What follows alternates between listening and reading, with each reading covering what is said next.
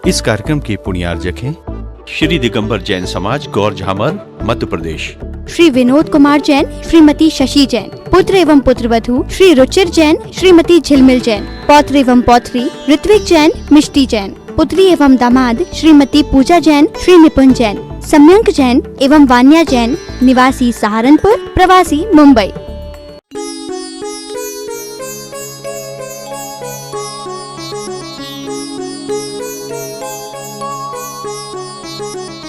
भक्तामर स्तोत्र की वाचना प्रारंभ है। आचार्य श्री जी ने अपने चिंतन की गहराइयों से अनेक संदेशों को देने वाले हाइकू की रचना की है। आज फिर पुनः एक हाइकू से और गुरु के चरणों में नमन करते हुए आज की यह सभा का मंगलाचरण के साथ प्रारंभ करती हूँ।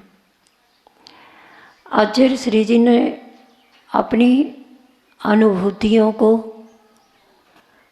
अपने चिंतन को शब्द संयोजित करके लिखा है। आगे बनूंगा, आगे बनूंगा, अभी प्रभु पदों में बैठ तो जाऊं। आगे बनूंगा, अभी प्रभु पदों में बैठ तो जाऊं। कितना गहन अर्थ और कितनी गहन अनुभूति। जब भी भगवान की भक्ति में लीन होते हैं, भगवान के चरणों में बैठ करके, अथवा प्रतिदिन 3 बार प्रभु जी की वंदना करने के लिए पहुँचते हैं, तब उस समय उन्हें जो अनुभूति हुई कि मैं अभी भगवान नहीं बन पा रहा हूँ, कोई बात नहीं, आगे तो निश्चित तौर पर भगवान बनूंगा, लेकिन जब तक भगवान नहीं बन पा रहा हूँ तब तक भगवान के चरणों में तो बैठ जाऊँ।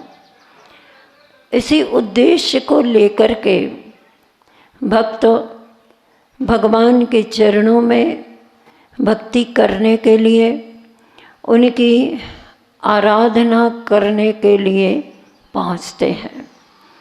उन्हीं भक्तों में से हम भी एक भक्त हैं। हम भी समझें कि हम भगवान की भक्ति कर रहे हैं। उस समय हमें भी कुछ ऐसी महसूस भावना करनी चाहिए और ऐसा कुछ महसूस होना चाहिए कि हे भगवान, अभी मैं प्रभु बनूं या ना बनूं, लेकिन अभी आपके चरणों में तो मैं बैठ जाऊं शांति से। और आप भी महसूस करते होंगे जब घर के सारे द्वंद्व फंद से मुक्त होकर के, अथवा प्रातः काल में घर के द्वंद्व फंद में जाने के पूर्व ही, जब आप रात्रि के पूरे विश्राम के साथ, तन का भी विश्राम और मन का भी विश्राम जब आप कर चुके होते हैं, और प्रातःकालीन वेला में जब प्रभु के दर्शन करने की भावना जागृत होती है, और उस भावना के साथ जब आपके कदम घर से जिनालय की ओर आगे बढ़ते हैं, भगवान की स्तुति पढ़ते हुए अथवा मेरी भावना पढ़ते हुए अथवा नमोकार मंत्र का उच्चारण करते हुए, आप जब घर में भी मन बनाते हो कि अब मुझे प्रभु के दर्शन करने के लिए जाना है, जाना है, जाना है, कहीं आपको बाहर जाना होता है तो अपने आप निद्रा टूट जाती है समय से पूर्व ही, और आप पूरी तैयारी एक दिन पहले से ही करके रख लेते हैं। अटैची बैग वगैरह जो भी सब सामान सामग्री जो कुछ भी एकत्रित करना सब तैयार, और सुबह उठ कर के आप बाहर जाने के पूर्व यदि आपका नियम है कि मैं सर्वप्रथम किसी कार्य को करूं, लौकिक कार्य, उसके पूर्व धार्मिक और आध्यात्मिक कार्य करूं, अर्थात प्रभु के देव दर्शन करूं, इसके बाद ही कहीं जाऊं, तब आप मंदिर जी आते हैं। खाली हाथ नहीं आते, क्योंकि आपको पता है कि खाली हाथ आएंगे तो खाली हाथ जाना पड़ेगा, है ऐसा? खाली हाथ आओगे तो खाली हाथ जाओगे, भरे हाथ आओगे तो भर करके जाओगे। हालांकि भगवान वीतरागी है, आप खाली हाथ आए हो या भरे हाथ आए हो, इससे भगवान को कोई मतलब नहीं होता है। लेकिन भगवान को आपकी भावनाओं से तो जरूर मतलब होता है।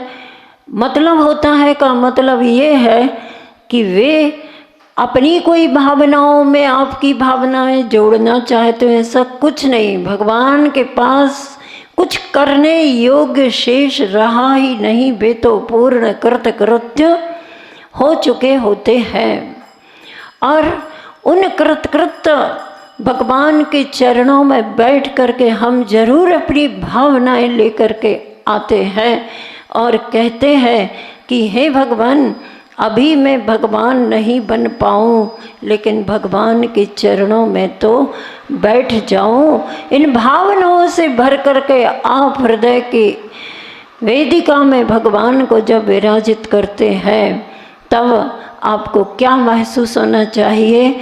उसकी अनुभूति के लिए भी आचार्य श्री जी ने एक बहुत सुंदर प्रभु की स्तुति करने वाली निरंजन शतक एक रचना की है।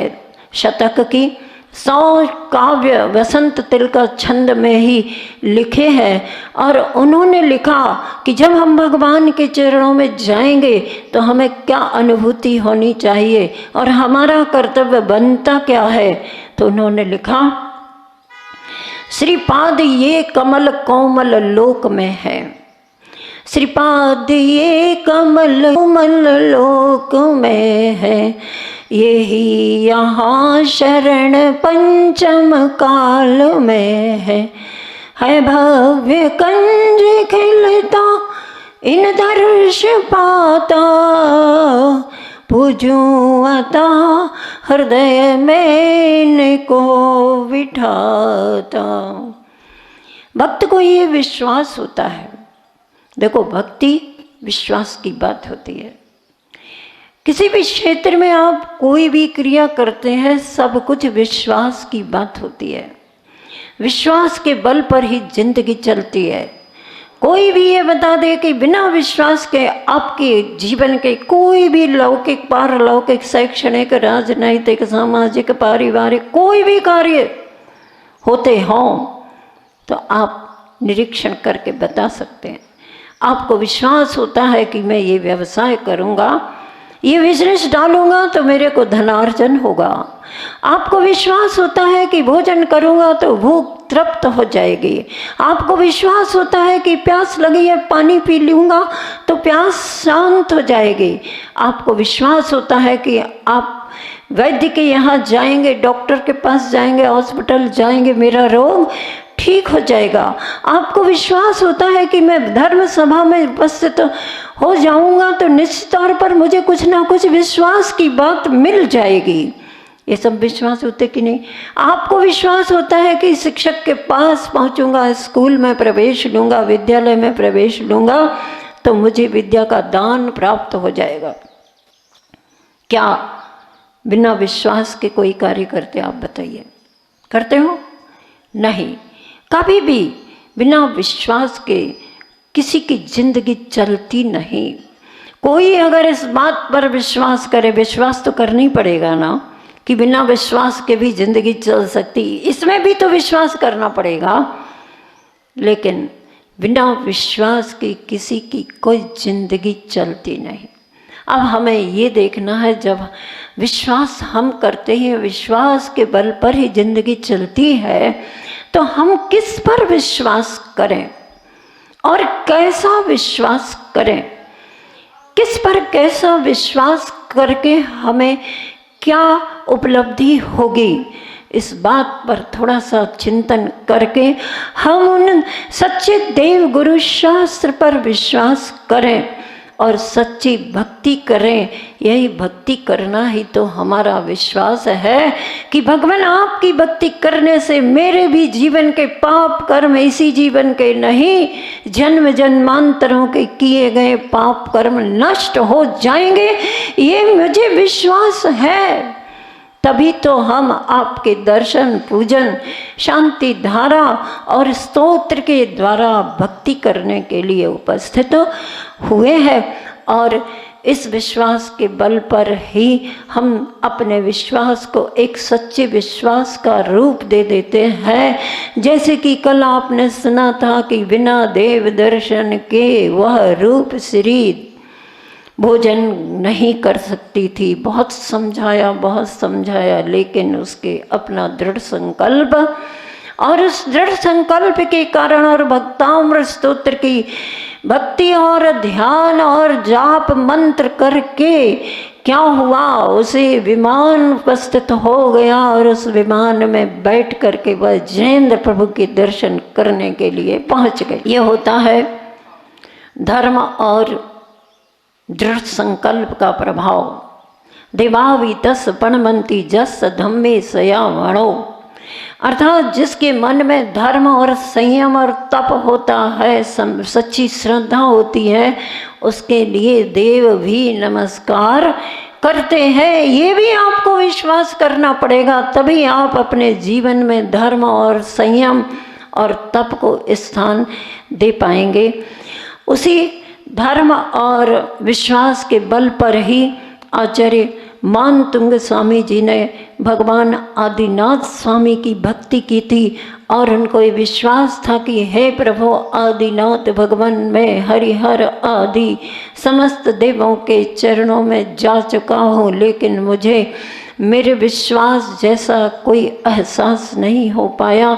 सच्चा स्वरूप देव का कुछ समझ में नहीं आया और मैं खोजते आपके चरणों में आ गया। और अब मुझे मेरा विश्वास कहता है कि बस अब अन्य किसी को देखने की जरूरत नहीं है। यही सच्चा देव का स्वरूप है, यही सच्चा गुरु का स्वरूप है। वीतरागी होना, सर्वज्ञ होना और हितोपदेशी होना, ये जब स्वरूप मुझे देखने में आया तो अब मुझे अन्य कहीं देखने का क्या मतलब। मन्येवरम हरिहरादय दृष्टा, उनको देखने में अच्छा मानता हूँ कि उनको देखते मेरा मन तृप्त नहीं हुआ तो आपके चरणों में तो कम से कम आ गया। लेकिन अब आपको देखने से क्या लाभ मतलब अन्यत्र कहीं जाने की स्तुति मन नहीं होता। एक ये व्याज स्तुति अलंकार माना जाता है कि किसी को निंदा या किसी के इस तरह से कथन करके मुझे आपके पास आने से क्या लाभ मतलब अन्यत्र गया, कहीं भला नहीं हुआ, सो खोजते आपके चरणों में आ गया, अब मेरा भला होगा, इस पूरा विश्वास यहीं जागृत हो गया। अब आपको देखने से मुझे ये लाभ भले न हो कि अन्यत्र मुझे कहीं जाना पड़े। मेरा गंतव्य, मेरा लक्ष्य, मेरा विश्वास यहीं पूर्ण रूप से अनुभव में आ गया। और वह जब विश्वास सफल होने जा रहा है तो मुझे अन्यत्र कहीं जाने की जरूरत भी नहीं है। ऐसा भाव रख करके आचार्य मानतुंग स्वामी जी ने आगे के काव्य में उन माँ मरु देवी की भी स्तुति, एक प्रकार से स्तुति मतलब उनका स्मरण भी कर ही लिया और कह दिया कि 100 नारियां होती हैं जो 100 पुत्रों को जन्म देती हैं, लेकिन आपके जैसे सुत को जन्म देने वाली नारी अगर कोई है तो मात्र आप ही हो। तीर्थंकर जैसे बालक को जन्म देने वाली नारी अपने आप में एक अलौकिक सौंदर्य और वैभव को लेकर के होती है। धन्य है मरु देवी माँ जो आप तीर्थंकर की माँ बनी। जैसे कि इस प्रकृति में देखते हैं कि चारों दिशाओं में तारागण बिखरे हुए रहते हैं, चारों दिशाएं ताराओं को, नक्षत्रों को धारण करती है, लेकिन सूर्य जो है सहस्र किरणों वाला, जो जगमग जगमग होता हुआ अपनी पूरी प्रकाश पुंज के वैभव और सौंदर्यता को लेता हुआ, सूर्य को अगर कोई दिशा धारण करती है तो वह मात्र एक और एक पूर्व दिशा होती है। इसी तरह से सूर्य की भांति आप तीर्थंकर बालक को जन्म देने वाली एक ही माता हो, बाकी सैकड़ों क्या हजारों क्या लाखों की संख्या में, करोड़ों की संख्या में माँ बच्चों को जन्म देती हैं।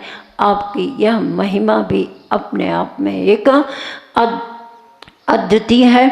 ऐसा प्रसंग हमने कल सुना था उस काव्य के माध्यम से, और मैंने एक बात और छोड़ दी थी कि किसी दार्शनिक के समक्ष एक जिज्ञासु ने जाकर के अपनी जिज्ञासा रखी थी, ख्याल में है। जिज्ञासा थी स्वर्ग कहाँ और नरक कहाँ। तब दार्शनिक ने अपने चिंतन की गहराई में डूब करके उस जिज्ञासु से कहा, सुनिए, स्वर्ग और नरक की बात आप कहना चाहते हो, पूछना चाह रहे हो, समझना चाह रहे हो, स्वर्ग और नरक को देखना चाह रहे हो, तो मैं तुम्हारी जिज्ञासा का समाधान करता हूँ। उसने कहा, दार्शनिक ने, कि जिस घर में, क्या कहा, जिस घर में नारी हितमित प्रिय वचनों का व्यवहार करती है, जिस घर में नारी अच्छी सोच, सकारात्मक पॉजिटिव थिंकिंग रखती है, जिस घर में नारी तिरस्कार सत्कार को भी समान मान करके चलती है, जिस घर की नारी अपने वृद्धजनों की सेवा शुश्रूषा करने का कर्तव्य समझ करके चलती है, जिस घर की नारी अपने घर के छोटे से लेके बड़े तक हर सदस्य का उसकी योग्यता के अनुसार परिपालन करने में सहयोगी बनती है, और जिस घर की नारी विष के बदले भी दूसरों को अमृत पिलाती है, समझ लीजिए स्वर्ग उसी घर में है। अब फिर पूछा नरक, तो नरक के लिए भी उस दार्शनिक ने कह दिया कि नरक कहाँ है, इसको भी मैं बता देता हूँ।